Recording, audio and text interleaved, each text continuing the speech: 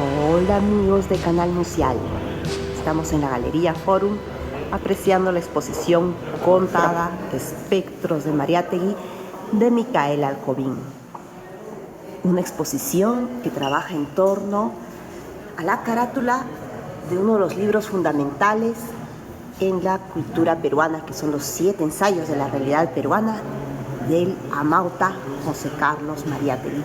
Y es una muestra que incluye una instalación, estas preciosas obras que son unos grabados, una amplia serie de grabados trabajados en base a la gráfica que se desarrollaba en estas publicaciones que hacía José Carlos Mariátegui en su editorial. Y bueno, vamos a ver además que se va a presentar el catálogo de la muestra. El artista ha trabajado con varios lenguajes artísticos, desde la pintura, el grabado, la instalación.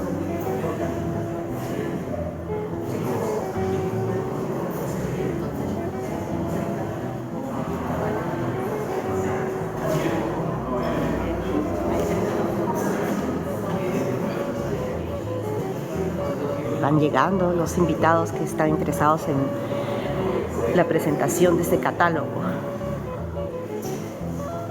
Esta instalación nos gusta bastante. Está hecha en acrílico, nos recuerda bastante a lo que llaman el puzzle, una estructura de acrílico que conserva diferentes carátulas de libros editados por el amauta. Sobre todo las ediciones populares y la diversidad de carátulas.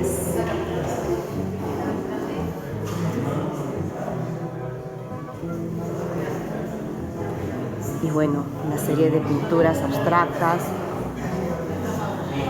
en base a los diseños geométricos, detalles de esos diseños geométricos y reinterpretaciones.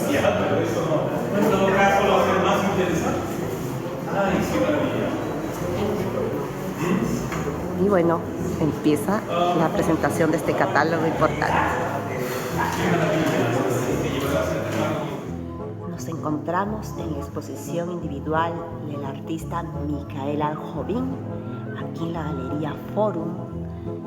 Es una exposición muy interesante que trabaja en torno a la portada de un libro muy importante para la cultura peruana, los 7 ensayos, interpretación de la realidad peruana de José Carlos Mariátegui. Y además, el día de hoy van a realizar la presentación del catálogo, que incluye un ensayo del curador Gustavo Buntix. Esta es una instalación preciosa, con algunos elementos propios de la gráfica de este libro importante, José Carlos Mariátegui. Voy a presentar a quienes me acompañan en esta mesa el día de hoy. Me acompaña Paulo Dam y me acompaña Gustavo Buntix. Paulo Dam es doctor en arquitectura, es decano de la Facultad de Arquitectura y Urbanismo de la Pontificia Universidad Católica del Perú, es escritor, es investigador, es curador de proyectos relacionados con arte, arquitectura y pensamiento. Se llama el chofer de micromuseo. Es un proyecto cultural que surgió en el año 83, si no me equivoco, ¿no? ante el vacío museal que existía en ese entonces. Pueden ver micromuseo.org. También él ha participado en la Trienal de Chile, la Bienal de Valencia, ha dirigido el Museo de San Marcos y el Centro Cultural de San Marcos también. Sus obras, sus escritos tienen que ver con la relación entre el arte y la religión, el arte y la violencia, el arte y la política. No, arte y política, arte y violencia, arte y religión. Exactamente. Bueno, investigué un poco más hasta que reuní los 20 libros y dije, con estos libros voy a hacer una muestra. ¿Por qué? Porque me llamaba la atención mucho las imágenes de los libros, el tamaño, la forma del libro, el color, todo eso, y dije, de aquí parte una muestra. Investigué, me entrevistó Mariátegui, conversé con su nieto, que lamentablemente no podía venir el día de hoy, uno de sus nietos, Sandro, y bueno, comencé a desarrollar un cuerpo de obra. Primero reuní 140 libros de la colección, o sea, como que 7 veces los 20 libros de la colección, como que 7 veces como los 7 ensayos, y hice este enorme rompecabezas cuyas piezas no encajan, donde hay vacíos, hay resonancias. Es como un Perú fragmentado, es como lo que vivimos en realidad. La figura de José Carlos Mariátegui creo que es para muchos de nosotros una figura, por un lado, inevitable, y en los últimos años se ha hecho recurrente en el arte peruano. A veces por una razón de validarse políticamente solo por mencionarlo o por un genuino ejercicio de revisión. Me gustaría mencionar solo 2 casos que me parecen interesantes y completamente muy distintos al de Micaela, por lo que me parece que tendría algún sentido. Pero siendo muy distintos, también similares en las maneras en que la decisión es hacerlo a través del arte, y del arte entendido como un ejercicio plástico, ¿no? Como es el caso, diría, de la pintura de las escenas de muerte del velorio, del cortejo fúnebre de Mariátegui, que hizo Joshua Aramburu y que luego estudió Mikhail Mitrovich, y también, en un sentido absolutamente inverso al de Micaela, el trabajo de José de Vera, que hace su propia versión de los 7 ensayos, pero lo que hace es escribirlo, transcribirlo todo a mano, de tal manera que el texto también desaparece, digamos, como contenido, y pone así en suspenso una especie de dimensión ideológica, ¿no? O por todo lo contrario, ¿no? O convertirlo en una forma de meditación. Y en ese punto creo que las operaciones de Micaela pasan un poco por ese efecto que produce no diría la mirada, pero sí la acción del artista sobre las cosas, porque creo que en el caso del trabajo de Micaela Aljovín no es solo la claridad de lo que va a ser, sino me parece que en cada una de las obras hay algo que se produce haciéndose, y que los efectos, espero, y yo creo que ese es el interés de esta muestra, los efectos están más allá incluso de lo que claramente Micaela enmarca como detonante de un trabajo, ¿no? O detonante del proyecto de un trabajo. Yo quería comentar solo 2 cosas sobre las formas que me han llamado más la atención en la muestra.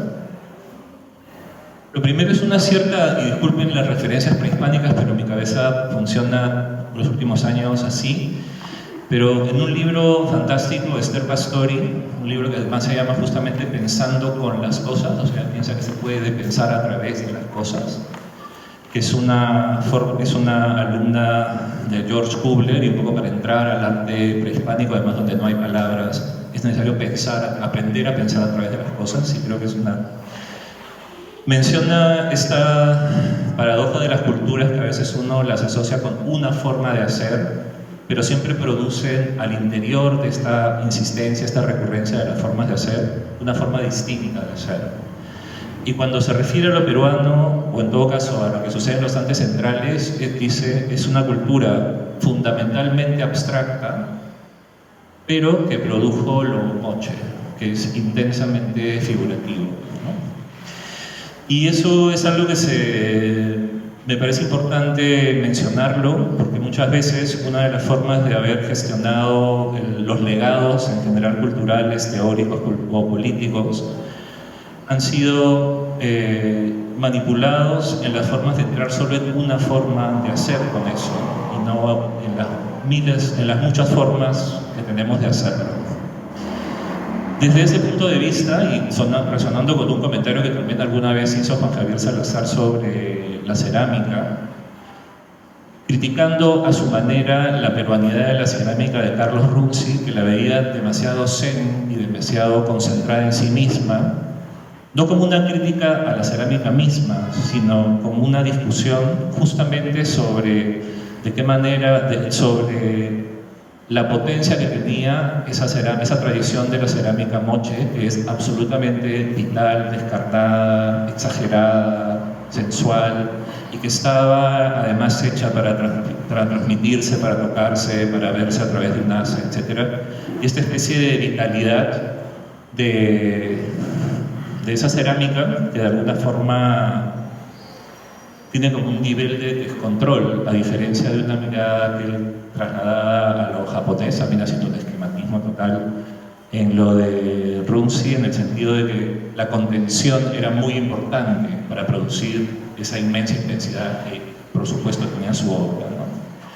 Entonces, en esos dos puntos me parece interesante ver aquí, por lo menos si yo reduzco la muestra entre lo que vemos en esta sala, no lo vemos en esta sala, perdón, los cuadros de esta sala y el cuarto oscuro, que no sé, la caverna filosófica, esta misma tensión, si se quiere, entre una aproximación abstracta para agarrar las cosas y la manera como le permite al artista una especie de gran control y luego una inmensa apertura a lo que cualquiera pueda leer, en esta forma de tocapos contemporáneos que no sabemos si de verdad se pueden leer en clave de Mariátegui o en clave de los artistas a los cuales Micaela hizo referencia.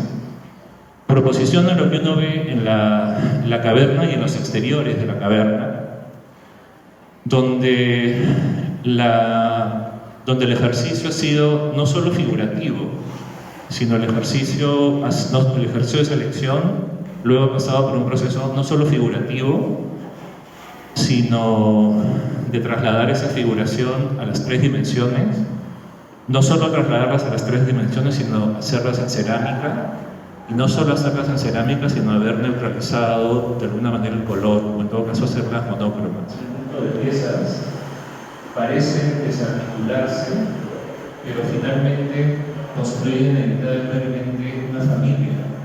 Y una familia que está animada, porque además está gobernada por un intenso transformado en el intercurso, en el intercambio de fluidos retinianos con los diversos públicos que nos han privilegiado con su presencia y su comentario. Es a través de esa interacción que hemos aprendido a rever lo que se ha logrado arrojar, esa es la palabra, arrojar a este momento particularmente crítico de nuestra historia política y poética, mediante una exposición que, me atrevo a decir, es casi la única que por un azar objetivo, es decir, por una aparente coincidencia, pero en realidad es una semiosis, se ha insertado de un modo tan pertinente y tan significativo en los momentos liminares que el país está viviendo. Y es una muestra que significa el momento y no es cualquier momento, como les será evidente a todos y no es necesario elaborar al respecto. Dije que es casi la única muestra porque creo que es un acto de justicia señalar, y esta es una incitación a todos ustedes, la importancia de que visiten, si no han tenido todavía oportunidad, la exposición de Alejandro Alexis García en el Centro Cultural Inca Garcilaso del Centro Histórico. que dicho sea de paso está en un proceso de recuperación impresionante, a contrapelo de lo que sucede con el país, pero bueno, de la contradicción vivimos. Alejandro Alexis es un artífice cubano-peruviano y a él no le cuentan cuentos, y más bien él hace de los cuentos que son la ideología una narrativa de lo real, de lo realmente vivido. Y la exposición se llama Escenas de un naufragio. Esa muestra es tan pertinente para la situación peruviana y continental, por razones que también les serán evidentes. Seguirán las noticias respecto a lo que está sucediendo en el Caribe, en Cuba, etc. Como lo es la de Micaela Alcobín en el generoso espacio de la Galería Forum. Y son prácticamente las únicas dos exposiciones que en este momento de altas tensiones políticas en el Perú se atreven a hablar sobre el momento político, pero ambas desde la poética. Y esto es crucial. Y voy a volver al final, en muy pocos minutos, a esa tensión entre los dos términos tan parecidos, al mismo tiempo tan aparentemente opuestos.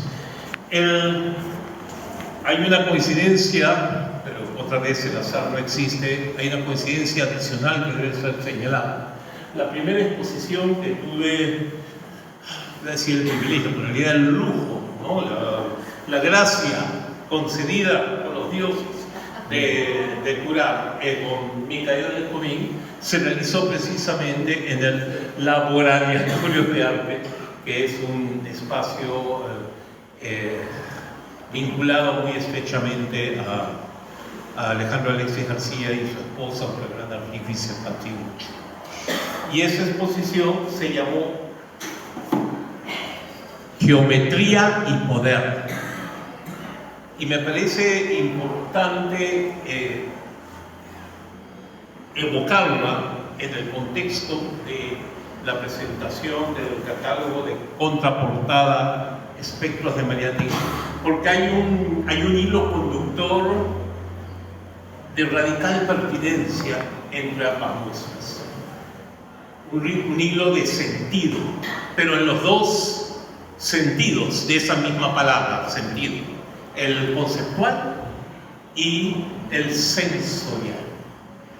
Como bien se ha señalado en esta mesa, lo que Micaela nos propone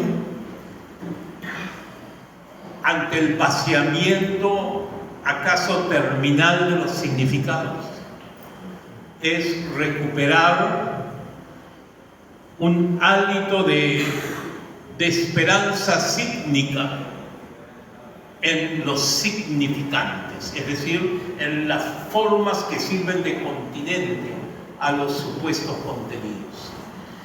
Y esto lo hizo en primer término de un modo más audaz y provocador cuando hace 3 años exhibimos la espléndida serie en la que ella desconstruía reconstructivamente, permítanme la sopa de letras, ella desconstruía reconstructivamente los emblemas de la estadolatría megalómana de la dictadura de Velasco. Es decir, Petroperú, Pescaperú, en fin, todo ello que nos llenó de ilusiones y antes de arrojarnos absolutamente al vacío, terminamos comiendo alimento balanceado para aves, ¿no es cierto?, en las barriadas de Lima. Y desembocamos en la guerra civil iniciada por Sendero Luminoso de la manera más violenta imaginable, justo en el momento en que creíamos estar recuperando algún atisbo de democracia en las elecciones de 1980. En fin, historias abismales que todos conocemos demasiado bien. No pretendo abrumarlos con ella. Lo que nos interesa aquí, ahora, a todos, es percibir cómo el arte recupera de esas oscuridades un vislumbre de luz. Vislumbre. Por eso es una caverna lo que tenemos allí. Un vislumbre de luz que radica en el poder siempre liberador de la imaginación creativa. En Micaela, con los emblemas de la estandolatría velazquista entonces, y ahora con la dispersión icónica de las 20 carátulas que configuraron la edición titánica, hay que decirlo, de las obras completas de Mariátegui, ella, por un lado, desestabiliza los aparentes mensajes, entre comillas, por favor, de esas imágenes impuestas, pero por el otro las libera, las emancipa. Ella emancipa los significantes de los significados que las encadenan, que los encadenan. Y en ese proceso le cede otra vez la palabra hace de ese imaginario una nueva posibilidad inspiradora para la imagen pura. Y aquí yo quiero resaltar un aspecto insólitamente vanguardista en el trabajo de Micaela, no en un sentido, no en los sentidos más habituales de esa categoría de la vanguardia, sino en los más densos y especulativos, porque en varias instancias decisivas, no en todas, la tradición vanguardista de las artes de Occidente, el siglo XX, incluso algún siglo anterior también, se encendió a partir de la reivindicación de la forma pura, lo cual, por supuesto, ha dado lugar a resistencias y críticas, desde los llamados recurrentes a devolver al arte algún tipo de imperativo social. Y esa tensión es interesante, porque no estamos aquí proponiendo, y mucho menos Micaela, por cierto,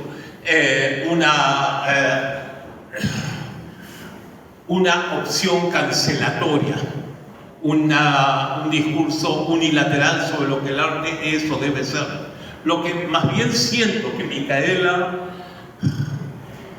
sin sabiendo, con una intuición poética deslumbrante, lo que ella está planteando es poner en escena y elaborar la tensión inscrita en esa construcción semántica que se da en el forzamiento de significados únicos a formas que son en realidad plurales y diversas.